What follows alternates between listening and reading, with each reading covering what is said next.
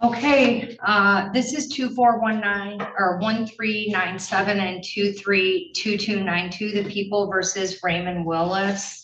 Good afternoon, Your Honor. The second file is a city case, so we can't dispose of it. Okay. James Gazicki on behalf of Mr. Willis. This matter was set for a trial before this court this afternoon. Prosecution was ready to proceed. We were ready to proceed, but we entered into the plea agreement where he'll plead guilty to the charge of domestic violence. There would be batteries counseling, no contact with, there's two victims in this case. No contact with them or their addresses. The only contact he can have is for arrangements for to visit his children, which has to take place at the Taylor Police Station. And Mr. Willis will try to find a third party to contact the victims to set up that visitation, so he won't have contact with them. All right, sir, do you understand all of that? Yes. And you understand that there may be a Before this courtroom session even begins, you can feel the tension building beneath the surface. What starts as a straightforward domestic violence plea deal quickly spirals into something far more unpredictable. A defendant is offered a chance to resolve multiple charges with a single guilty plea. But in a split-second moment of hesitation, everything changes. Now, instead of walking away with a negotiated outcome, he's about to face a full trial where every word, every action, and every contradiction will be put under a microscope. The stakes, not just legal consequences, but credibility, truth, and the weight of a deeply personal conflict. So the real question is, did he make a critical mistake by rejecting the deal, or was this his only chance to tell his side of the story? these are the conditions that the prosecutor and the defense counsel agreed to as part of the plea, but you'll be sent down to probation, and there may be other terms as part of your probation. You understand that? That's not a complete list. That's the list the parties have stipulated to. Do you understand that? Yes. Okay. And you understand that domestic violence is a misdemeanor punishable by up to 93 days in jail and a fine of up to $500? Yes. Okay. Did you go over your constitutional rights with your attorney that are outlined on this advice of rights form? Yes. Did you understand your rights? And did you sign and date this form? Yes. Sir, you understand that if you enter into this plea agreement, you'll be waiving the trial rights listed on this form. There will be no trial of any kind. Yes. She has to be able to take down every word you say. You can't nod at me. She can't type that, okay? You understand that if you're currently on probation or parole and you enter a plea guilty, it could be a violation of your conditions. Yes. You understand that if you're not a citizen of the United States and you enter a plea or are found guilty, it could have immigration consequences up to deportation. Yes. Do you understand that if you enter a plea guilty or are found guilty on a charge of domestic violence, federal law and or state law may prohibit you from possessing or purchasing ammunition or a firearm? Yes. Do you understand that? Yes. Okay, knowing all of that, how do you plead the charge of domestic violence?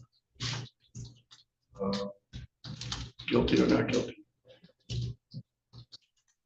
Not guilty. It depends if, I'm wondering if they were here or not. They are. They're here. Is there gonna be like a testifier? No, this is, if you're gonna plead guilty, that's gonna be resolved today. They have a right to testify at sentencing to make a statement, but there'll be no testimony. If you feel you're not guilty, then we'll do the trial right now. Okay, all right. No, I'm not guilty. You're not guilty? No. All right, Okay. let's start. All right, let's see. Judge, I have a case. Okay, what is the case? Masa. All right, come on up. And non-consensual touching did occur. He was a little confused about what he was supposed to do. All right, sir, when you come in on a criminal case, you could do three things, right? You could plead not guilty and you can have a trial. Well, two things. Or you could plead guilty and not have a trial and have the benefit of the plea agreement where the prosecutor is agreeing to dismiss the assault against a pregnant individual and the entering without permission. Is that also being No, dismissed? that's the city case. That's a city case. That was my mistake putting it down there. Oh. Your Honor, if I may. No, the count three, entering without permission, that's on, Oh, he I'm has sorry. two. So the trespass case, Mr. Gazicki, that case is from 2023. They've got a different, no, they have the same offense date. Yeah. So are they double charged? I don't know about I didn't know that was the same date. Yeah, I'm just looking on the files, date of offense 10/9/23, and I have a city case for trespass. Hold on, let me check. Same police report.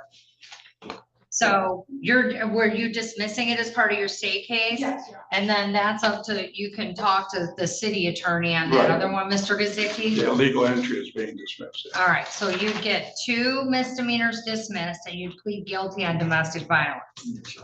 Okay, do you understand that? All right, do you want to enter a plea of guilty or do you want a trial? Guilty.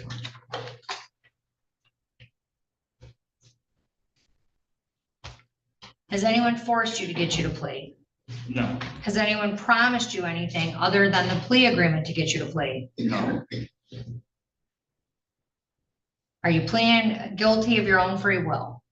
yes, Sir, were you in the city of Taylor back on October 19th of 2023? yes,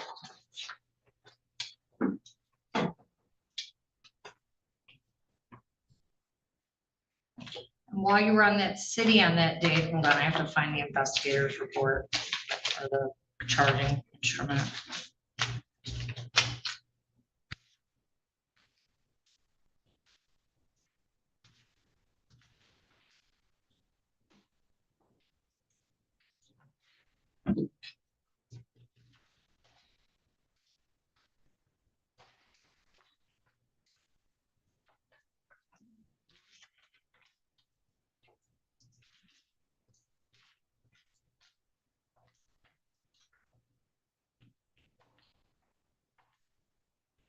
I just had my hands on it. At the end, Yeah, here it is. All right. Sir, were you in the city of Taylor at the address of 15810 Beach Daily Trailer 366 on October 19th of 2023? yes, All right, and was there an individual there named Milagro Kayla Miller? yes. And what was your relationship with her? She's my daughter's mother. All right, so you have a child in common? Yes. Had you previously had a dating relationship? Yes, All right, and did you do something on that day that would make you guilty of domestic violence? What'd you do? I told her, I nudged her. She ran into the corner. She probably didn't know who I was even, but she ran into the corner and I like nudged her, told her not to do drugs while she was pregnant. Really, is that what happened? You just nudged her? Yes. did you shake her or anything? Did you push her into a wall? She was already in the corner. All right, that's it. We're doing a trial. Yes, John.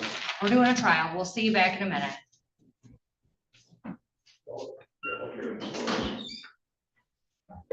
And I want to get going on it, so. Yeah.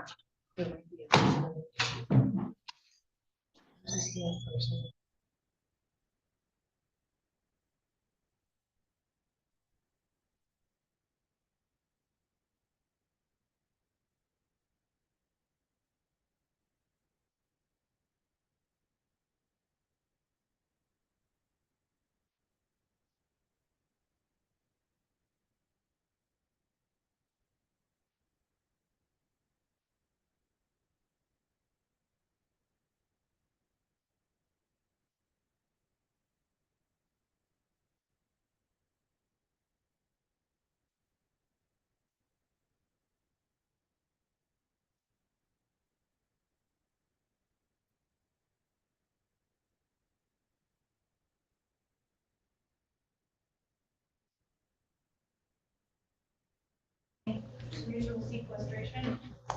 That's all, just sequestration. Hi, ma'am, I see you're in the courtroom. Are you here on this case? No. Okay.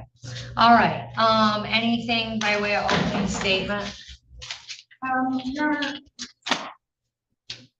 I'll wait open statement. Mr. Gazicki? All right, call your first witness.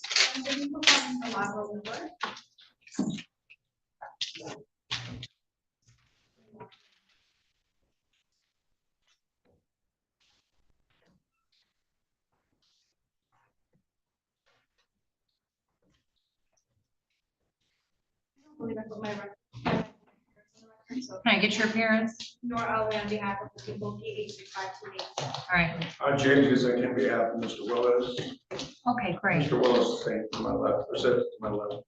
All right, let's get the witness in here. Your witness. Good afternoon. Ms. Miller, I'm going to take you back to October 19th, 2023. Do you recall that date? Yes, Did something happen on that day that brings you to court today? yes, Do you know a man by the name of Raymond Willis? yes. How do you know him? He's the father of, Ma'am, you have to speak up loud and clear. I know you're nervous, but I have to be able to hear you, and my court recorder has to be able to make a record. Okay, so loud and clear. he's the father of my child. We had a previous dating relationship, How long did you date for? less than a month. On October 19th, were you two still dating? No, You said you had a child in common. Was the child present or was the child born? I was pregnant. You were pregnant on October 19th, 2023. Yes, And did you make contact with him on that day? not my choice.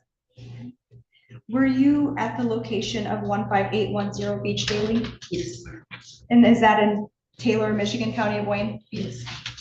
What is that location? It was a friend's house at the time. Were you staying there? I was in the process of moving in. What do you mean you were in the process? I had literally moved in the day before, but I didn't have all my stuff. We were trying to clean the house and prep. Where were you? Why did you move there?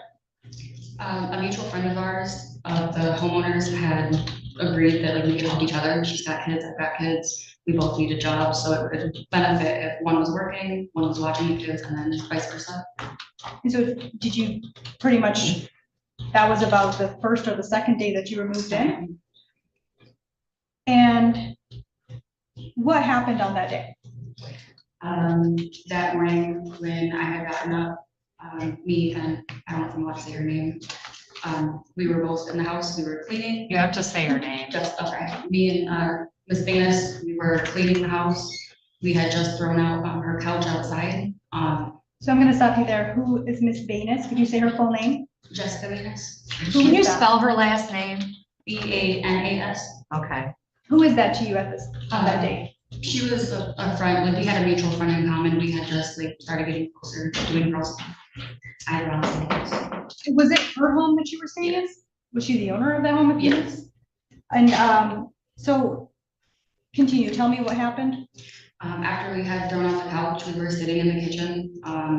Her daughter Autumn was present. My son Stephen was present. Her youngest son, at the time, her youngest son Junior was present. What were We you had- two doing that day? We were sitting at the kitchen table, kind of taking a breather. We were both pregnant. We just thrown off the couch. It was a big sectional. And what I heard happened yelling. after that?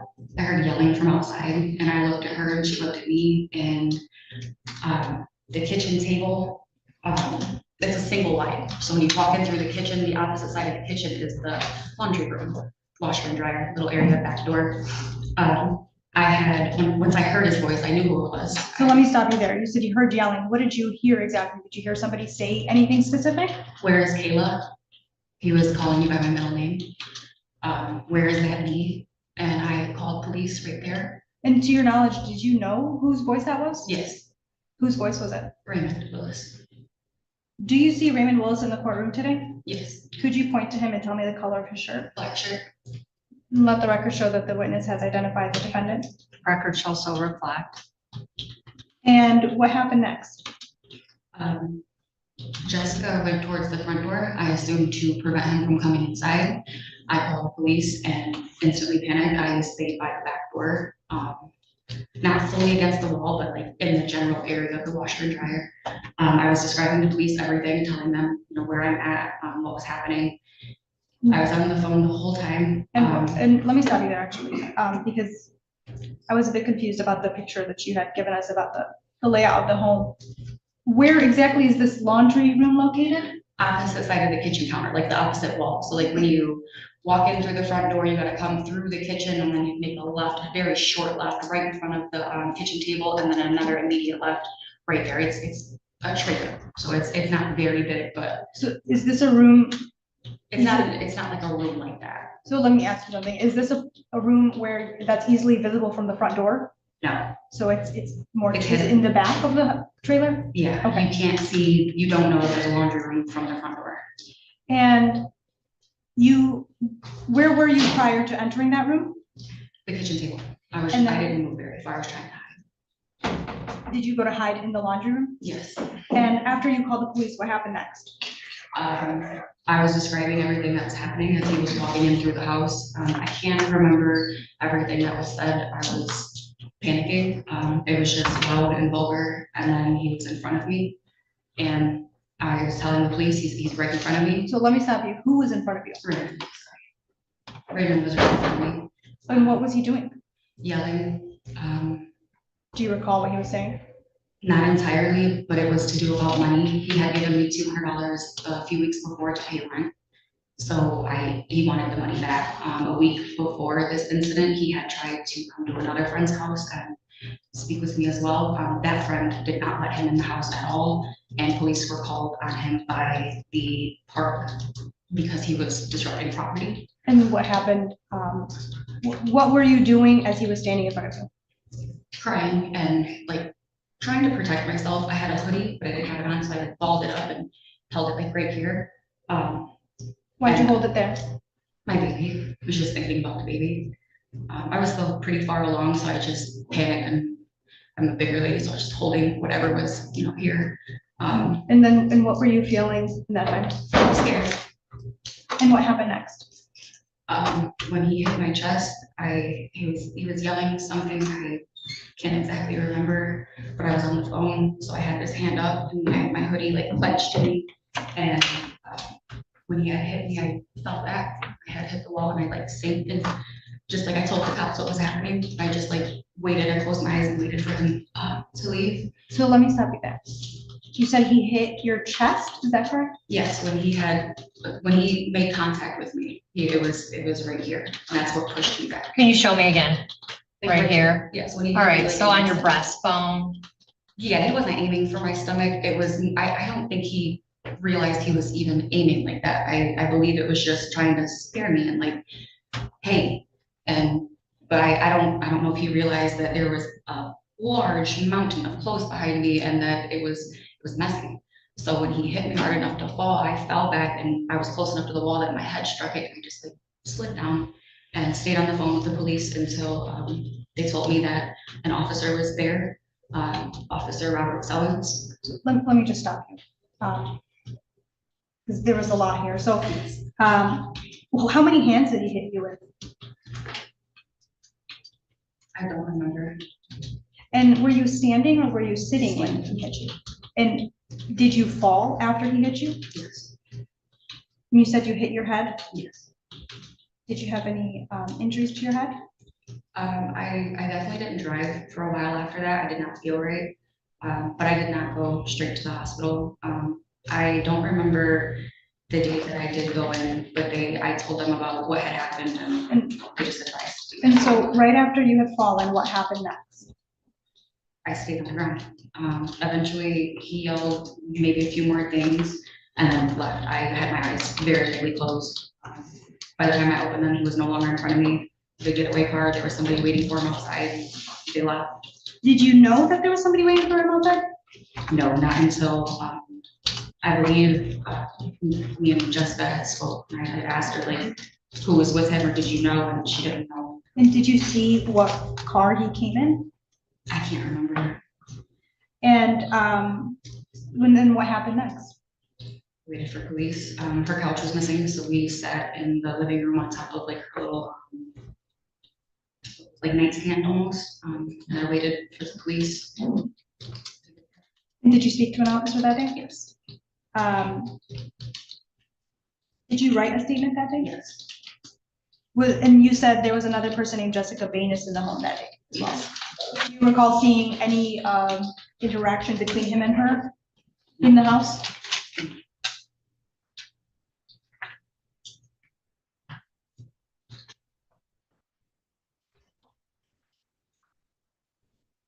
And I don't think I asked you. About how far along were you in your pregnancy on that day? Few weeks. I want to say right around a month, give or take. I had just found out I was pregnant not that long ago. Me and Jessica both had just found out we were both pregnant not that long ago when this occurred. Were you pregnant with Mr. Willis's child at that time, to your knowledge? That's the assumption. Yes. And then, did you tell him that you were pregnant? Yes. When I found out, I told him that day. And then, was he living at that trailer with you and Jessica? No. To your knowledge, did you know where he was living? No. And that's all I have. Cross.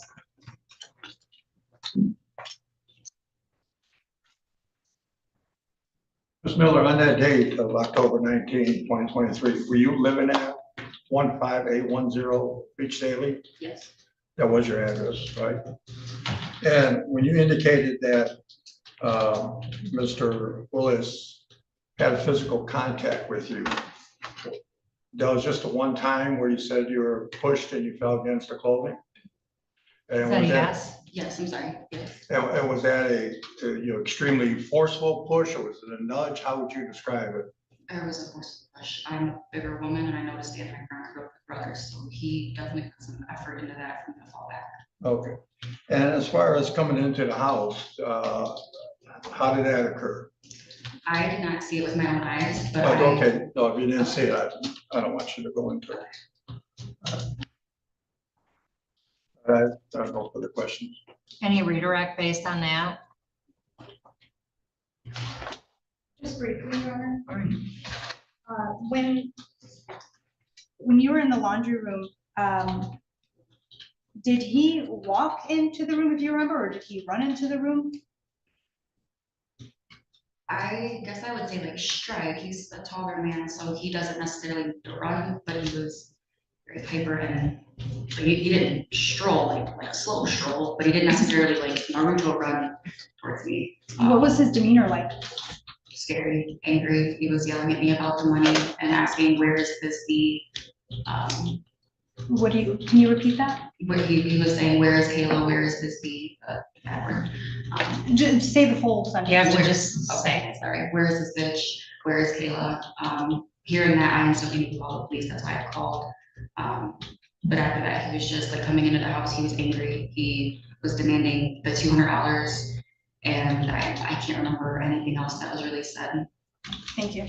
Nothing, no further questions for Nothing this. further. Can this witness be excused then? What makes this case so compelling is how quickly it transformed from a near resolution into a full courtroom battle, and how much of that shift came down to a single moment of hesitation. On one side, you have the defendant describing the incident as minimal contact, something almost insignificant. On the other, a detailed and emotional account from the victim, describing fear, force, and physical impact, especially while pregnant, which adds a serious layer of concern in both legal and human terms.